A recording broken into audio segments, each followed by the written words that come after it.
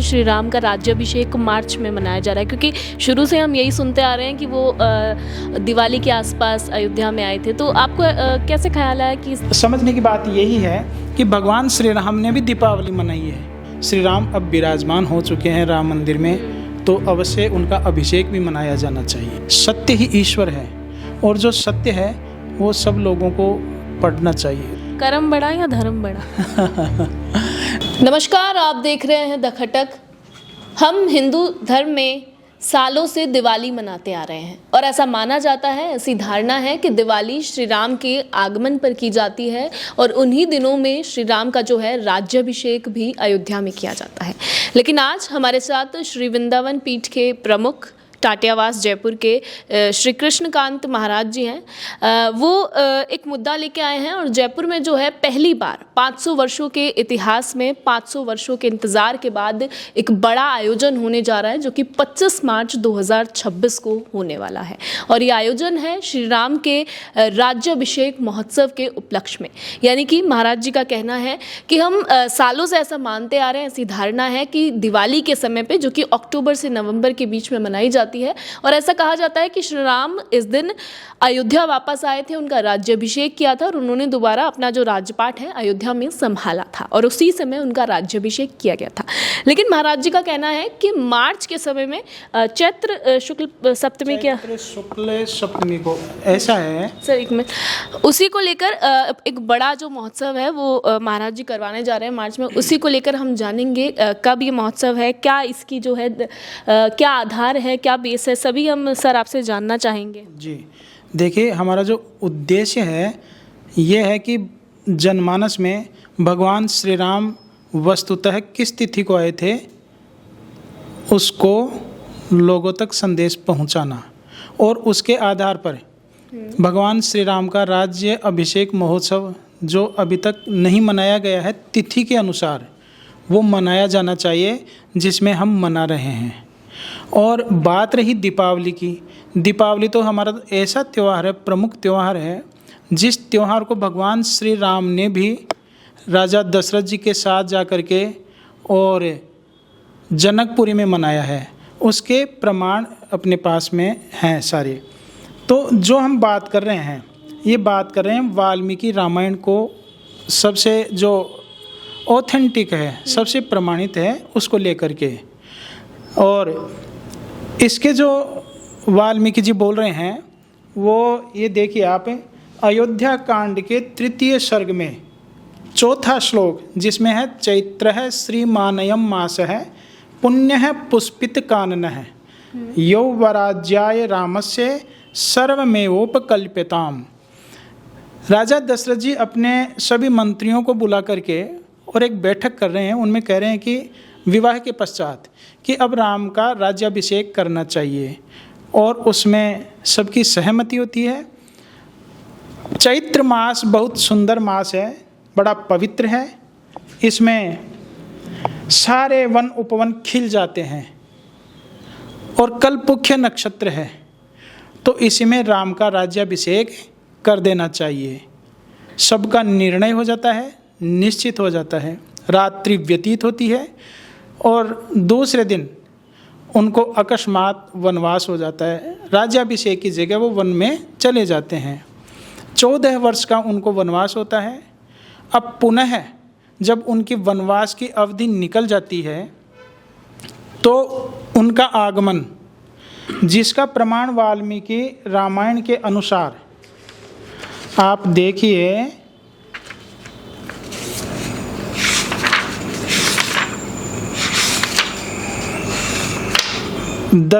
उनका पंचमी के तिथि को आगमन होता है भरद्वाज जी के आश्रम में, और वहाँ हनुमान जी को कहा जाता है कि हनुमान जाओ और भरत को सूचना दे दो और गुहराज निषाद को सूचना दे दो। हनुमान जी उसी दिन सूचना देने के लिए आते हैं और निषाद राज गुह को बोल रहे हैं कि हे निषाद राज, आपके मित्र श्री राम आज की पंचमी की रात्रि भरद्वाज जी के यहाँ व्यतीत करेंगे और कल आप उनका दर्शन करेंगे। पंचमी तिथि भरद्वाज जी के आश्रम में और कल भगवान यहाँ पधारेंगे। तो भगवान उस दिन छठवीं को पहुँचे हैं और उसी दिन भरत जी के पास में नंदीग्राम पहुँचे हैं। इसका प्रमाण वाल्मीकि रामायण के अलावा पद्म पुराण और स्कंद पुराण और अग्निवेश रामायण, जिनमें सीधा लिखा हुआ है कि पंचमी को भरद्वाज जी के आश्रम में आए, षष्ठी को नंदीग्राम पहुँचे और सप्तमी को राज्याभिषेक हुआ। तो ये बात जब हमारे ग्रंथ बोल रहे हैं, सनातन धर्म के ग्रंथ हैं, ये बोल रहे हैं, तो क्यों न भगवान का राज्याभिषेक मनाया जाना चाहिए। क्योंकि भगवान श्री राम तो प्राणी मात्र के लिए प्रिय हैं, वो सनातन हैं, शाश्वत हैं और उन्होंने प्राणी मात्र के लिए अच्छा किया है। तो इसलिए हम लोग राज्याभिषेक मनाने जा रहे हैं 25 मार्च 2026 को। और आपको एक बात और बताएं, बात रही दीपावली की। दीपावली तो बहुत सुंदर त्यौहार है हमारा, जो भगवान श्री राम से पहले से मनाया जा आ रहा है। उसका प्रमाण गीता प्रेस की आनंद रामायण, जिसमें आप देखिए सारकांड में सर्ग 4, इसमें आप देखिए लिखा हुआ दीपावली के उपलक्ष्य में दशरथ का जनकपुर जाना। और चौथा सर्ग, इसमें ये गीता प्रेस की पुस्तक अध्यात्म रामायण और पेज नंबर 53, आप देखिएगा कि शरतकाल के आने पर आश्विन मास में राज ऋषि जनक ने अपने मंत्रियों को राजा दशरथ को आमंत्रित करने के लिए भेजा। वे शीघ्र ही अयोध्या में जा पहुँचे और वहाँ जाकर के उन्होंने कहा कि आपके मित्र राजा जनक जी ने दीपावली महोत्सव के अवसर पर आपको परिवार सहित मंत्रियों के साथ और पूर्ववासियों के साथ, जनपद वाले लोगों के साथ आने की सादर प्रार्थना करी है। और उसके बाद में दशरथ जी पहुँचते हैं और आप देखिए तदंतर राजा जनक द्वारा अत्यंत सम्मानित हुए नृप श्रेष्ठ दशरथ जी अन्न तथा जल आदि से परिपूर्ण मनोरम भवनों में गए। दीपावली महोत्सव के दिन राजा जनक ने अनेक प्रकार के उत्सवों के आयोजनों, नाना प्रकार के मिष्ठानों, नृत्य तथा गीतों, वस्त्रों, विविध आभूषणों के साथ सभी का विशेष रूप से अपने जामाताओं श्री राम आदि का विशिष्ट सत्कार सम्मान किया। अब आप देखिए, समझने की बात यही है कि भगवान श्री राम ने भी दीपावली मनाई है, तो वो तो बहुत प्रमुख त्यौहार है। उसको तो अब ये मान के चलिए कि जब सनातन प्रेमियों को ये पता लगेगा कि वस्तुतः भगवान श्री राम की राज्याभिषेक तिथि ये है, तो दीपावली तो बहुत अच्छे से मनाओ और साथ में राज्याभिषेक भी दीपावली की तरह मनाया जाना चाहिए। बस इसी को लेकर के हम चर्चा कर रहे हैं, बात कर रहे हैं। और ये जो प्रमाण हैं, ये सब चारों मठ के जो शंकराचार्य जी हैं, पूज्य संत हैं और जितने भी विद्वान हैं, उन सब के पास में हम इन प्रमाणों को भेज रहे हैं। साथ में प्रधानमंत्री जी और यूपी के मुख्यमंत्री श्री आदित्यनाथ योगी जी को भी हम ये प्रमाण भेज रहे हैं, जिससे जनमानस में इसको अवगत करवाएं और उसके बाद में संतुष्ट होकर के सनातन धर्म के ग्रंथों का अध्ययन करके और फिर इस कार्य को अवश्य मनाया जाना चाहिए। क्योंकि भगवान श्री राम अब विराजमान हो चुके हैं राम मंदिर में, तो अवश्य उनका अभिषेक भी मनाया जाना चाहिए। महाराज जी, पहली बार इस तरह का आयोजन जयपुर में किया जा रहा है, या कहें कि अगर मैं मेरी बात करूं, मैं ऐसा पहली बार सुन रही हूं कि श्री राम का राज्याभिषेक मार्च में मनाया जा रहा है। क्योंकि शुरू से हम यही सुनते आ रहे हैं कि वो दिवाली के आसपास अयोध्या में आए थे। तो आपको कैसे ख्याल आया कि इस तरह का आयोजन 25 मार्च को मनाया जाना चाहिए? इसकी शुरुआत आपने की है? जी, देखिए, ये भगवान शिव की कृपा है और मैं अल्पज्ञानी हूँ, क्योंकि ये तो ईश्वर की कृपा, भगवान शिव की कृपा से ये सब संभव हो रहा है। एक बार नर्मदा स्नान के लिए ओंकारेश्वर गया हुआ था, तो वहाँ पर बहती हुई रामचरितमानस की एक प्रति ग्रंथ वो मेरे हाथ में आया बहता हुआ, और मैंने उसको उठाया तो देखा उसमें रामायण लिखा हुआ था। उसको सोखने के बाद में जब उसमें खोल करके देखा तो उसमें श्री राम वनवास की तिथि पत्र ऐसा एक लिखा हुआ था। वो रामचरितमानस का 8 खंडों वाली रामायण में है, जिसमें 8 कांड हैं, उस रामायण में है, जो वेंकटेश प्रकाशित है।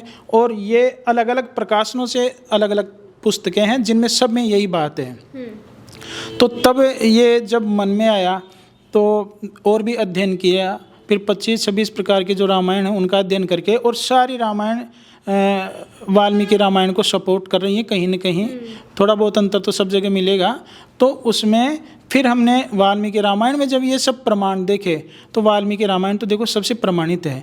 फिर हमारे मन में ऐसा विचार आया कि क्यों न इस बात को पूज्य संतों को, जनमानस को अवगत करवाया जाए और ये मनाया जाना चाहिए। अभी आपने ये बात कहाँ कहाँ पहुँचा दी और कैसी प्रतिक्रिया रही है, मतलब किन जनों से बात की गई है जो इस क्षेत्र में एक्टिव है? देखिए, जब लोगों से हम चर्चा करते हैं तो एक बार तो उनको विश्वास नहीं होता है, परंतु जब ग्रंथों को वो पढ़ते हैं तो उन लोगों के मन में पूर्ण रूप से विश्वास आता है और सब लोग जुड़ रहे हैं, मनाने के लिए तैयार हैं। कहीं ना कहीं समर्थन में और मान रहे हैं कि हाँ इस तरह से जो जी समर्थन में रहेंगे। क्यों समर्थन में? क्योंकि एक भगवान का, हम भगवान से जुड़े हुए हैं। श्री राम हमारे आदर्श पुरुष हैं और उनका राज्याभिषेक तो मनाना ही चाहिए और भी सुंदर कार्यक्रम होना चाहिए। तो सब लोग जुड़ रहे हैं, उनका सकारात्मक परिणाम है। जो आयोजन होने जा रहा है 25 मार्च को, उसके बारे में थोड़ा सा जानना चाहूँगी। क्या किस तरह से जो है होने वाला है और क्या क्या होने वाला है और बाकी क्या विशेष चीज़ें होंगी? 25 मार्च को भव्य आयोजन, और उसमें एक कुंडीय यज्ञ का विधान भी रखेंगे जिससे लोगों को टाटियावास में ही होने वाला है। जी, टाटियावास में, और सीकर डिस्ट्रिक्ट में 5-7 जगह मनाया जाएगा। सब लोग तैयार हैं, सब लोग मतलब भगवान के राज्याभिषेक के लिए बहुत खुश हो रहे हैं। और क्यों नहीं हो, हमारे राम जी का राज्याभिषेक हो। और क्या विशेष होने वाला है? आपने यज्ञ के बारे में बताया, इसके अलावा और क्या होने वाला है?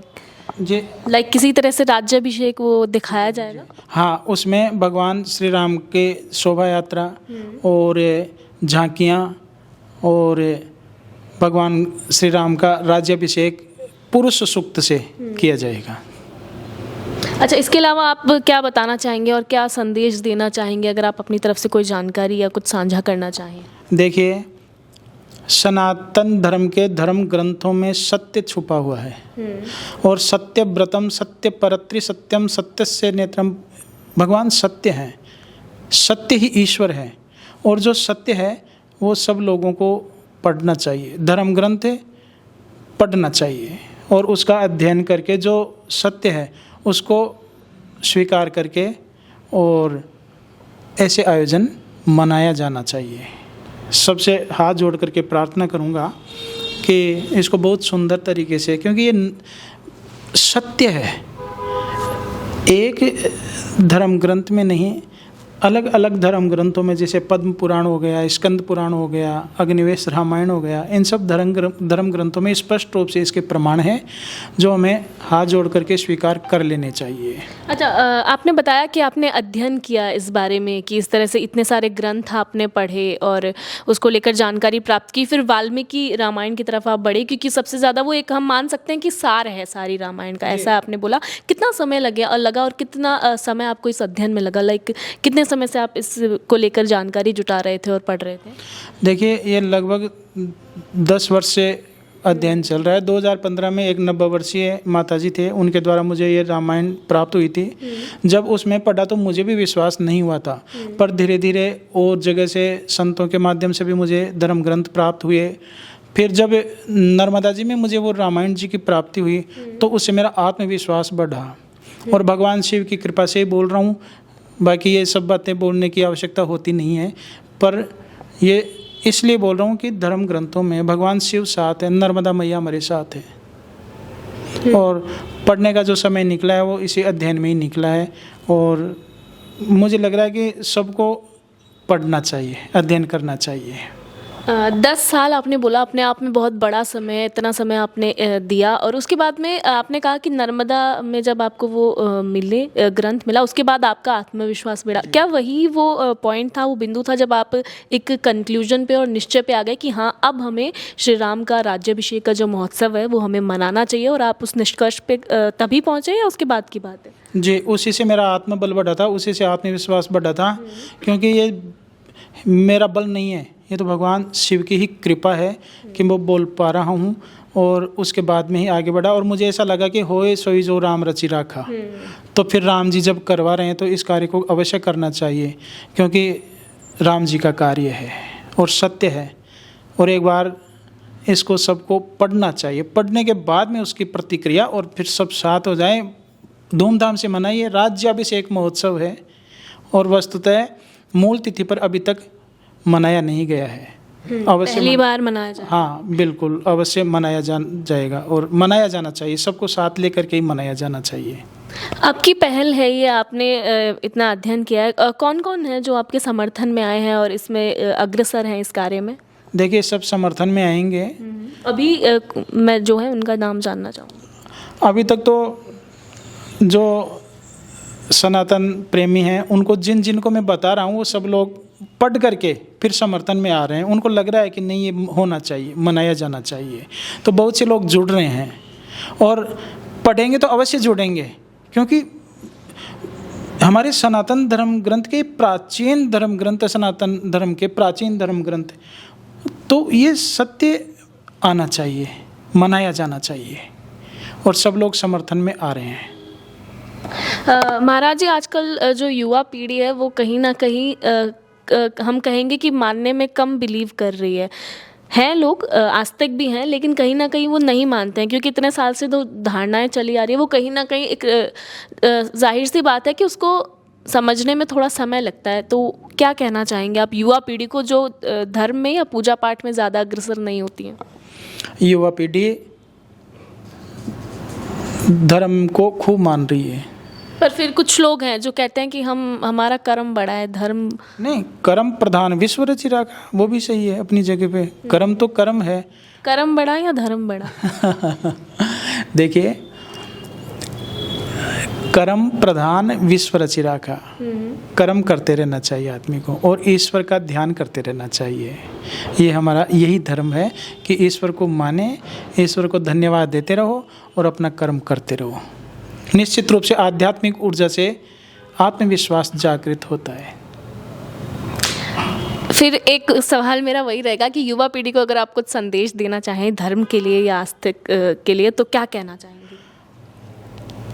उनके लिए कहूँगा कि कोई भी बात सामने आए तो उसको सत्य से जाने और जो सत्य है उसको माने और आगे बढ़ते रहिए।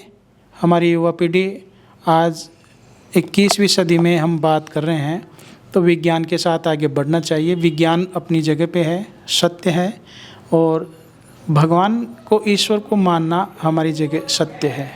दोनों अपनी अपनी जगह पे हैं और इनको मानना चाहिए। एक बार फिर से आयोजन के बारे में हमारी जो जनता है, ऑडियंस है, उनको बता दीजिए। वैसे हम बात कर चुके हैं डिटेल में, लेकिन एक बार फिर से आप थोड़ा सा।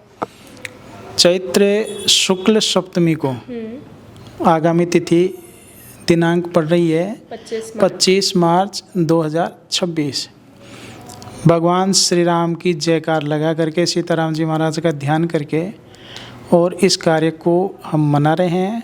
हाथ जोड़ करके हम सबसे प्रार्थना करेंगे कि धर्म ग्रंथों को पढ़ करके, अध्ययन करके, और आप सब इस कार्य को बड़े आनंद से मनाइए और दीपावली खूब धूमधाम से मनाइए। चलिए, महाराज जी ने आज जो महत्वपूर्ण बात थी वो हमें बताई, और अपने आप में बड़ी बात है कि 500 वर्षों का जो इंतज़ार है वो अब पूरा होने जा रहा है। और कहीं ना कहीं जो जनता है और सनातन धर्म के जो लोग हैं वो इस बात से शायद अवगत नहीं थे कि जो राम राज्याभिषेक है वो चैत्र शुक्ल सप्तमी के दिन मनाई जाती है, और वो अगर हम कैलेंडर के अनुसार माने तो इस साल 25 मार्च 2026 को मनाई जाएंगी। और महाराज जी इस उत्सव को मनाने वाले हैं और पहल कर रहे हैं अपने आप में, और आपसे भी अनुरोध किया है, रिक्वेस्ट की है कि आप भी ज़्यादा से ज़्यादा इसके समर्थन में हो। राम जी का राज्याभिषेक है, जो कि कह ही रहे हैं सर कि प्राणी मात्र पे अपनी कृपा करते हैं, तो उनका राज्याभिषेक क्यों नहीं मनाना चाहिए? बिल्कुल मनाना चाहिए और जोश के साथ एक एक व्यक्ति को आगे आना चाहिए। उम्मीद करते हैं कि आज की वार्ता, आज की ये संदेश और महाराज जी से जो बातचीत हमने की वो आपको पसंद आई होगी। बाकी बने रहिए द खटक के साथ।